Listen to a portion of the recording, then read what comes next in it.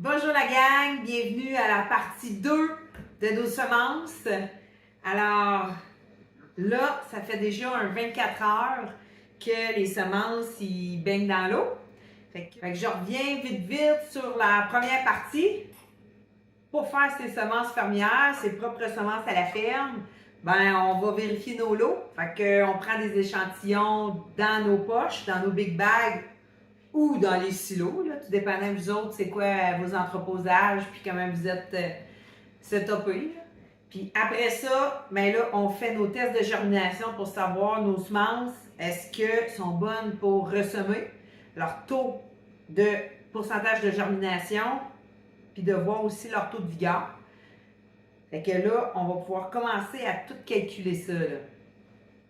Pour calculer le pourcentage de taux de germination, on prend chacun de nos plateaux, puis on va compter. Là, ça fait 24 heures. Ça veut dire que je vais compter tous mes grains qui sont germés, qu'on voit le germe, là.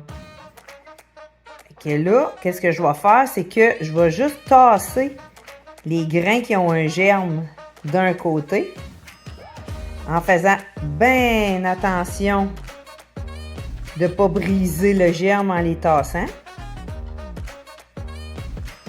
Comme ça. Puis là, je vais tout séparer mon plateau.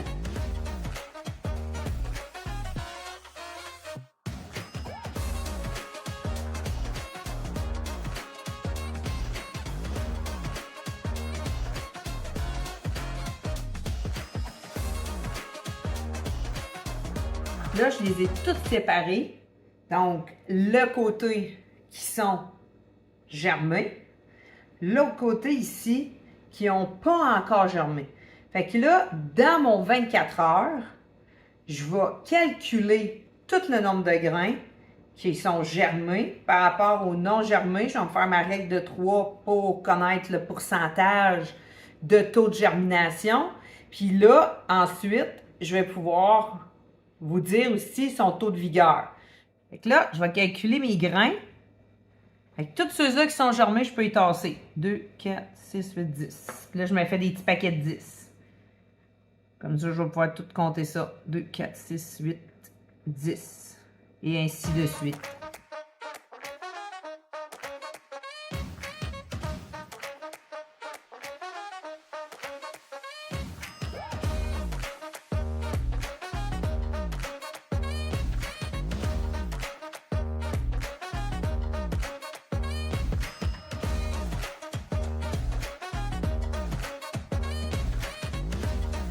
Fait que là, j'ai calculé, j'ai 2 paquets de 100. Fait que j'ai 200. Et ici, j'en ai comme 202 semences. Fait que là, je me prends un petit calepin. J'écris poids jaune. Fait que là, j'en ai 202 grains qui sont germés première 24 heures. Ensuite, je vais compter les grains qui ne sont pas germés. Fait que là, je vais juste 2, 4, 6, 8, 10, 12, 14, 16, 18. Et je vous passe le reste. Je vais juste finir de le compter. Donc là, je les ai toutes comptées. Fait que j'ai 115 grains qui ne sont pas germés dans les premiers 24 heures. Fait que on a 115 grains, puis je n'avais 202 ici, qu'eux autres ils étaient germés dans les 24 heures. Fait que là, on va continuer à lui mettre de l'eau, parce qu'il faut qu'on se donne au moins 3 jours. Puis demain, dans un autre 24 heures de plus, ça veut dire dans 48 heures du début, bien là, je vais recalculer les autres grains, parce que il y en a plein là, qui sont en train de germer. Là. On voit que le petit bout, il n'est pas décollé.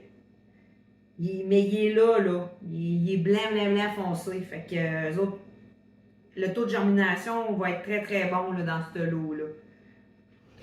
Donc là, jour 48 heures. Si on remarque, on a énormément de pois qui sont tous germés. Même des petits splits comme ça ici, là, des demi, là, eux autres aussi germent. Fait que même s'ils sont cassés, vos pois, c'est pas grave. Ils vont germer quand même. Donc là, on met encore de côté ceux qui sont pas germés et ceux qui sont germés. Puis on va faire le décompte.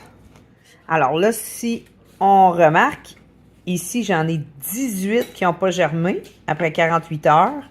Puis sur les 115 que j'avais, qui restaient hier dans les 24 heures, le reste est tout germé.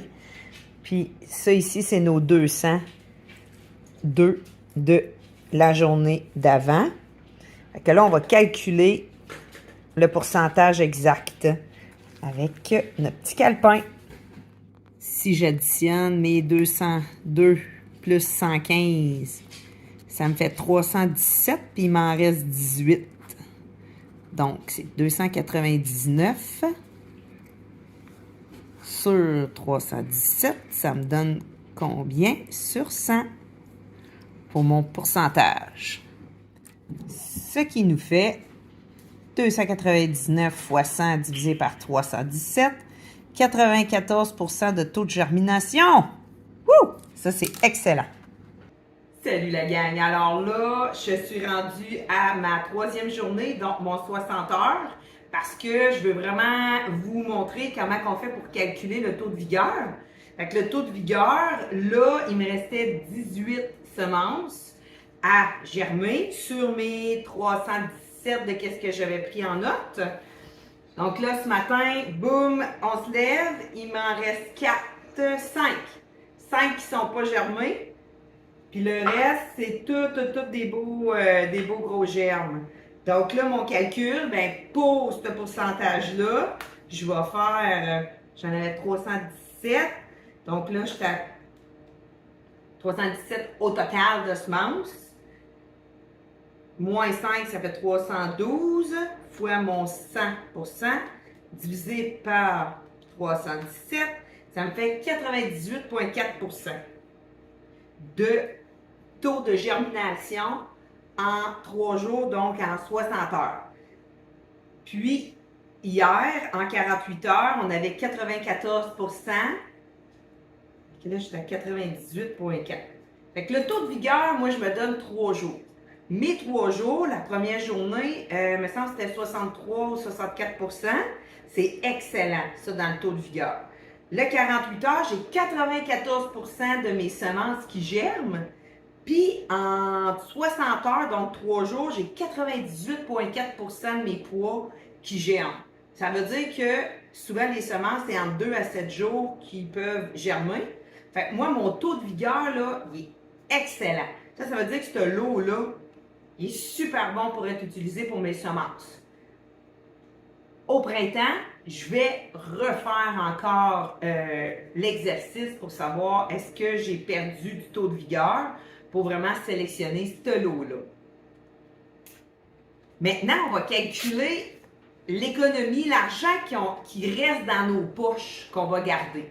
Parce que nous, on utilise cette formule-là parce que les semences, c'est vraiment un gros secteur de dépenses. Vous vous souvenez, dans l'autre vidéo, je mentionnais que le premier secteur de dépenses en agriculture, c'est les employés. Fait que ça, c'est pratiquement 50% de nos dépenses. C'est assez élevé quand on en a. Nous, vu qu'on n'en a pas d'employés, il y a juste moi et Stéphane, les achats de semences, c'est notre premier secteur de dépenses qui est le plus élevé. Donc, si on peut sauver 50 000 par année, ben c'est de l'argent qu'on peut réinvestir ou qui nous reste pour nous autres, là, pour notre revenu. Parce qu'on s'entend qu'il y a des années, ça va pas bien, là. Comme en 2023, avec toute la pluie que, je parle de nous, là, mais tous les agriculteurs, on a eu ce défi-là aussi, là. Ça va faire du bien qu'on finisse l'année avec un 50 000 qui va aider à pallier toutes les pertes qu'on a eues. La façon que ça fonctionne, nous, on a 580 acres. Donc, j'écris 580 acres sur mon calepin, ici, 580 acres. Tu sais, chez vous, si vous avez 1 acre, 2 acres, peut-être 20 acres ou 2000 acres, ben écrivez le nombre d'acres que vous cultivez chez vous là, pour votre économie à vous. 580 acres, nous, on va semer en moyenne un 200 livres à l'acre à peu près. T'sais, on a des champs qui c'est 180, il y a d'autres champs, ça peut être 220. Puis si j'ai un lot de semences que là, il germe moins bien, bien, je vais augmenter mon taux de semis pour être certain que je vais avoir vraiment une uniformité dans mon champ qui va pousser, là. 180 fois 200 livres à l'heure, excusez-moi, ça fait 116 000 livres. Là, moi, je le vends en tonnes.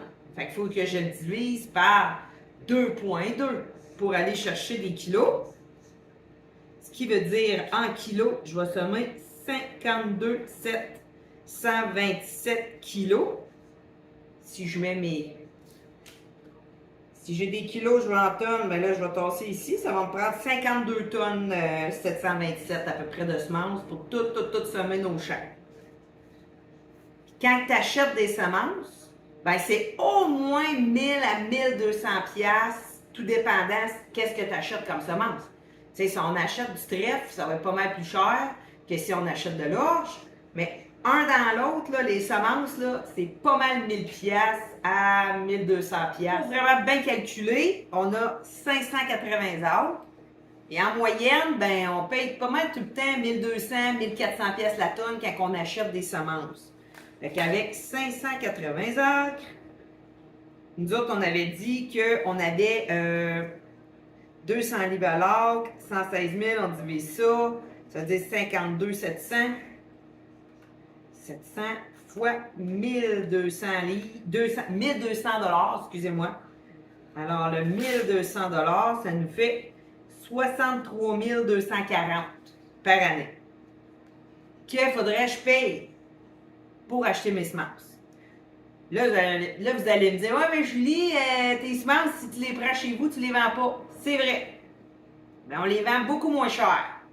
Et Stéphane, il va venir avec moi, là. Lui aussi, il est super bon pour expliquer ça. Fait que si on a 52 tonnes, on les vend à peu près à 650. On a certaines, les avoines nues, on a beaucoup plus, puis les pois aussi. Mais mettons, mets-la à 700 piastres. On a, comme le seigle, on le vend à 450, mais tu sais, les pois, on peut les vendre pas mal plus cher. Fait qu'on a une moyenne à peu près de vente d'environ 650 piastres la tonne. Là. Mais on n'est pas avantage à minimiser les pertes pour être certain que notre calcul est bon. Fait que on va calculer de 52,7 tonnes. Ouais. Fois 700, on va le mettre à 700 piastres. 700 piastres la tonne. Ça, c'est ce qu'on vend pas. On aurait 38 900 36 900 de grains qu'on vend pas parce qu'on l'utilise pour la ferme.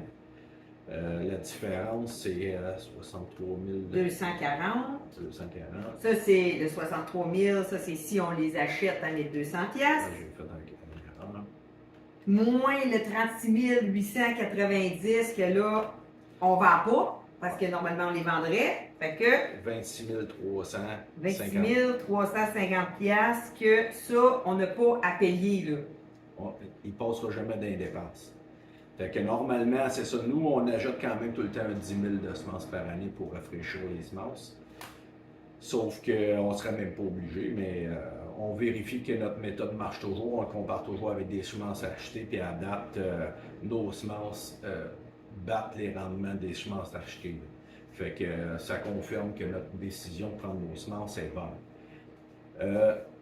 Où est-ce qu'on ne dépense pas 63 000, mais notre grain qui valerait sur le marché 36 890, quand on le sème, vaut le prix de la semence de 63 240. Donc, notre grain qu'on n'aura pas vendu, en l'utilisant sur la ferme, ça augmente sa valeur de 26 350. Notre vente de notre propre grain qu'on ne vend pas, mais en l'utilisant, vaut 26 350 $ de plus. Puis au Québec, on est obligé d'acheter de la semence pour avoir le droit à être assuré. Nous, on n'utilise pas, donc on n'a pas d'assurance. On crée notre propre assurance. Comment on fait qu'on utilise ça? Comment qu'on fait que la ferme puisse se permettre de ne pas être assuré sur nos rendements, c'est que jamais dans notre carrière, on a reçu plus que 10 000 $ d'assurance. Jamais, jamais, jamais. Puis là, en utilisant cette méthode-là, on a 26 350 $ d'économie, puis on l'a au début de la saison. Puis en utilisant nos stocks dans nos silos, c'est 63 000 qui n'est pas mis sur notre marge de crédit qu'on va payer les intérêts jusqu'au récolte. Fait qu'on a une plus grosse économie que ça encore que le 26 350. Fait qu'on fait 2 fois et demi plus d'argent à utiliser nos semences, à ne pas être assuré, que d'acheter des semences, remplir la marge de crédit, payer des intérêts pour attendre la récolte pour rembourser ça. Puis ça va te donner 2 fois et demi moins. Fait que c'est au Québec, utiliser sa semence puis accepter de ne pas être assuré est beaucoup plus rentable qu'utiliser le système que présentement la financière elle l'utilise présentement. Je ne sais pas si c'est bien expliqué. En tout cas, si vous avez des questions, si vous avez des interrogations, soit sur la germination, le taux de vigueur, sur comment faire pour augmenter vos revenus ou au moins utiliser... Baisser vos dépenses. Oui, baisser vos dépenses. Ben, gênez-vous pas, posez-nous des questions, ça va nous faire plaisir. Bye bye, la gang!